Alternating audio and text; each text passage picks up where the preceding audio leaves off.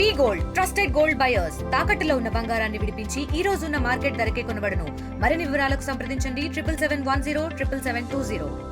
ప్రభుత్వం ప్రతిష్టాత్మకంగా తీసుకున్నటువంటి 4 గ్యారంటీల అమలు ఎట్లా ఉంది, అసలు లబ్ధిదారులతో కూడా కొంతమంది మాట్లాడదాము, వాళ్ళ ఆలోచన విధానం ఎట్లుందో ఒకసారి మనం కనుక్కుందాము.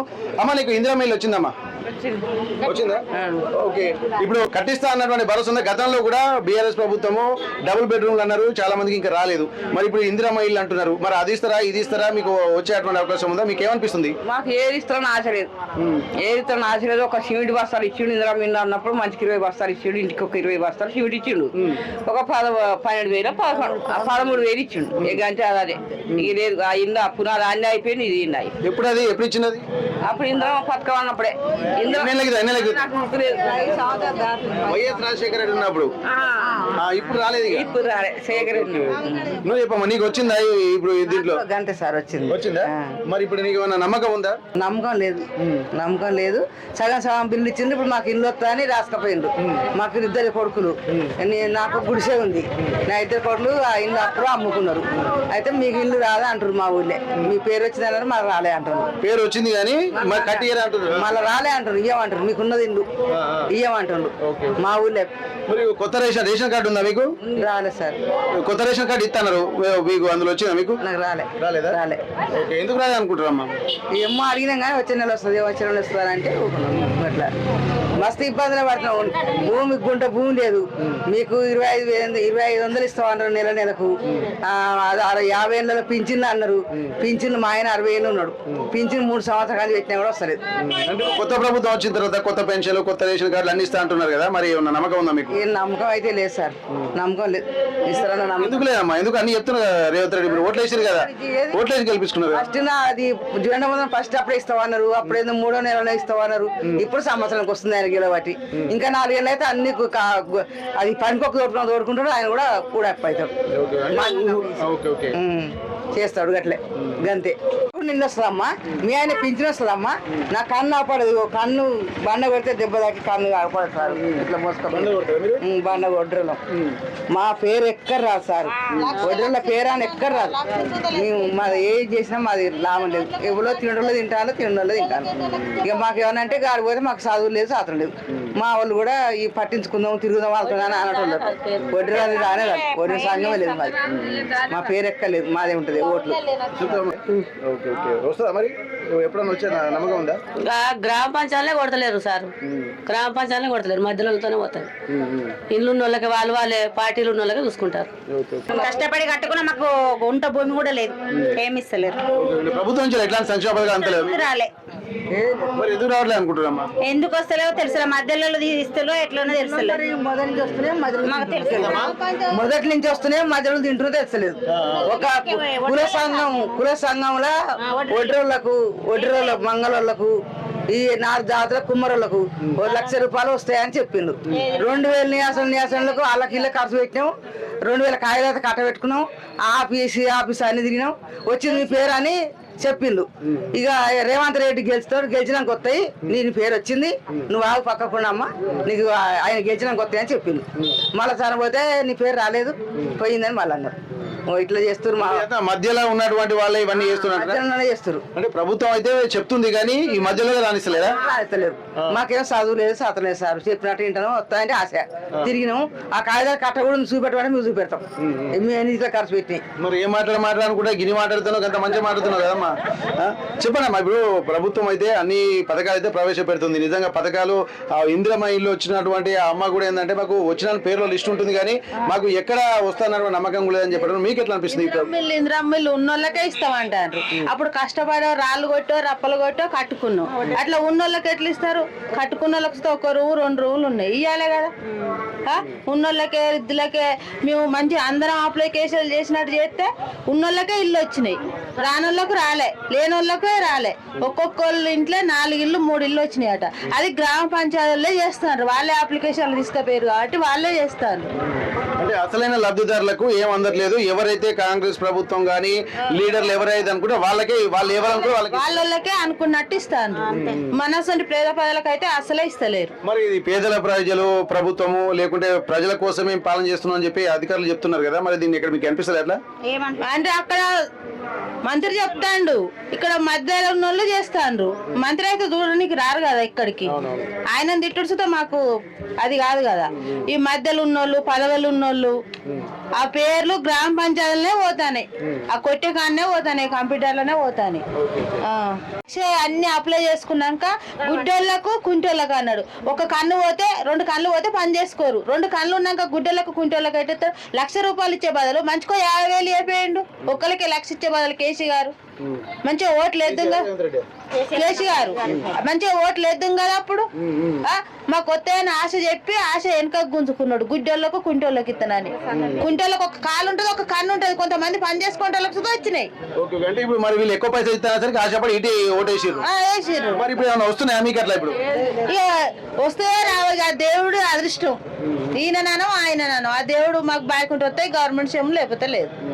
పైసలని కాదు, ఆశ చూపించిండు కదా. ఇప్పుడు మనం అయ్యో ఇది ఇస్తే ఇది చేసుకుంటాం అని ఒక ఆశ అయితే మనిషికి దృష్టిలో పుట్టింది కదా. ఆయన ₹1,00,000 ఇస్తే మేము ఓటు వేయాలని అన్నది కాదు.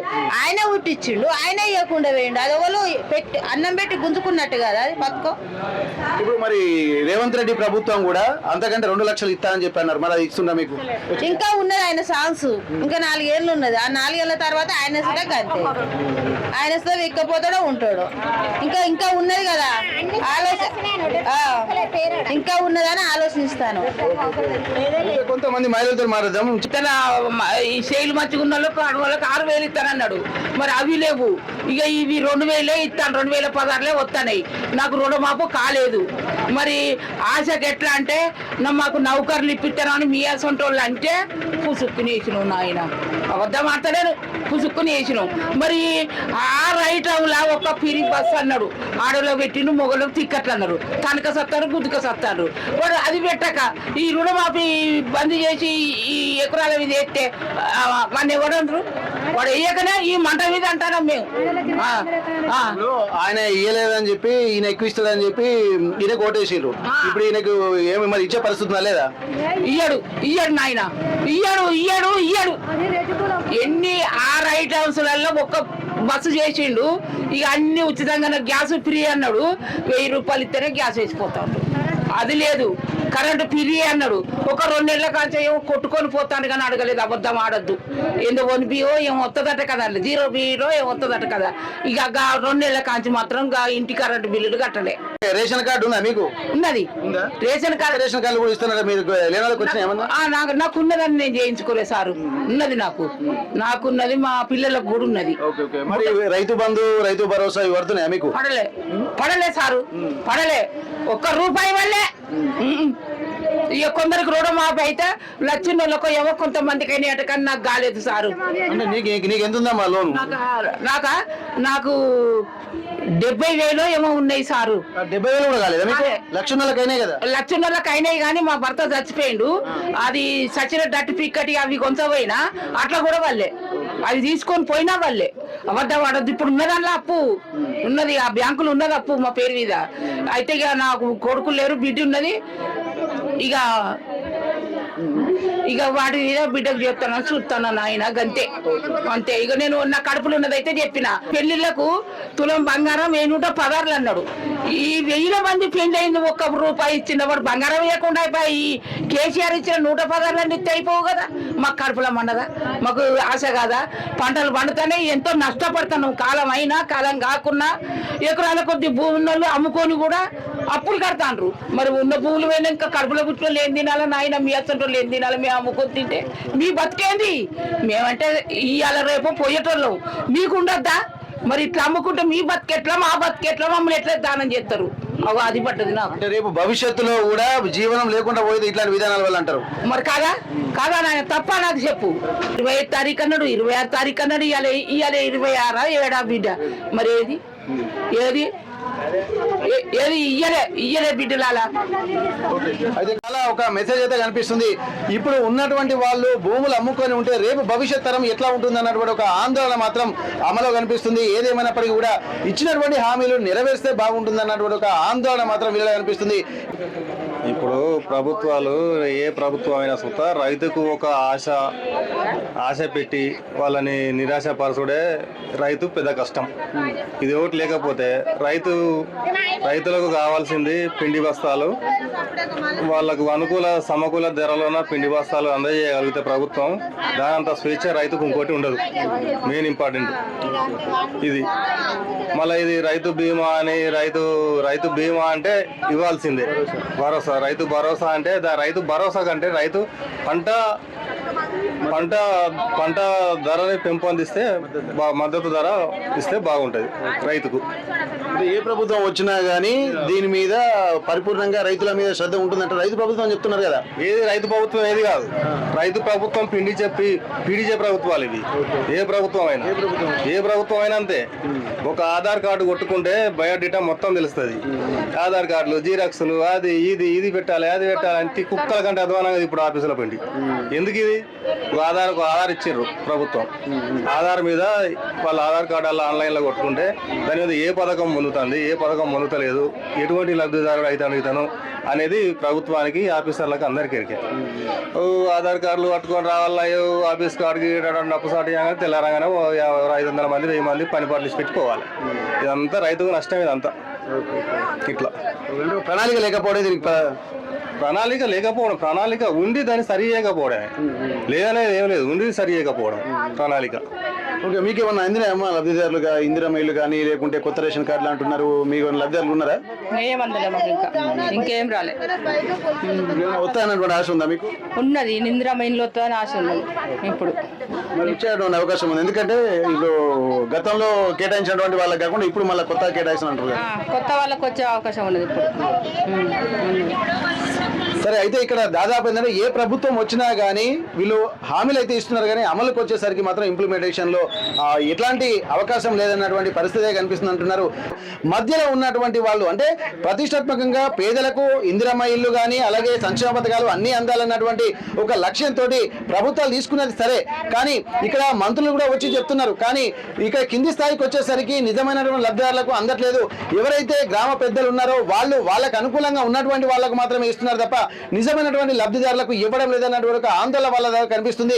ఇప్పటికీ మేము చదువుకోలేదు కాబట్టి ఆ చదువుకోని దాన్ని ఆసరాగా తీసుకుని ఉన్నటువంటి వాళ్ళే దీన్ని పక్కదారి పట్టించేటువంటి ప్రయత్నం చేస్తున్నారనే ఒక ఆందోళన కూడా వాళ్ళలో ఉంది. ఇందిరమ్మ ఇల్లు తమకు కేటాయించినప్పటికీ కూడా దానికి నిజమైన లబ్ధిదారులకు అందడం లేదన్నది ఇక్కడ వీళ్ళ మాటల్లో స్పష్టంగా కనిపిస్తుంది. ప్రభుత్వం కూడా దీనిపై స్పందించాల్సినటువంటి అవసరం అయితే కనిపిస్తుంది అంటున్నారు. మంత్రులు వచ్చి చెప్పిపోతున్నారు, అన్ని ఇస్తున్నామని చెప్పి అంటున్నారు, కానీ అది ఎవరికి వచ్చింది ఎవరికి రాలేదన్నటువంటి ఒక ఆలోచన మాత్రం వాళ్ళు క్షేత్రస్థాయిలోకి రారు కదా. అందుగురించే దీన్ని వెసులుబాటుగా తీసుకునే ఇక్కడ మధ్యవర్తులే దీన్ని పక్కదారి పట్టించేటువంటి ప్రయత్నం చేస్తున్నారన్నటువంటి ఒక ఆందోళన మాత్రం ఇక్కడ గ్రామీణ వాతావరణంలో ఉన్నటువంటి లబ్ధిదారులో కనిపిస్తుంది. స్టేషన్ కన్పూర్ నుండి కెమెరా పర్సన్ శ్రీనివాస్తో వెంకటరత్నం, RTV వరంగల్. మరిన్ని వీడియోస్ కోసం ఛానల్ ని సబ్స్క్రైబ్ చేయండి. లేటెస్ట్ అప్డేట్స్ కోసం వాట్సాప్ ఛానల్ ని ఫాలో అవ్వండి. అండ్ లింక్ డిస్క్రిప్షన్ లో ఉంది.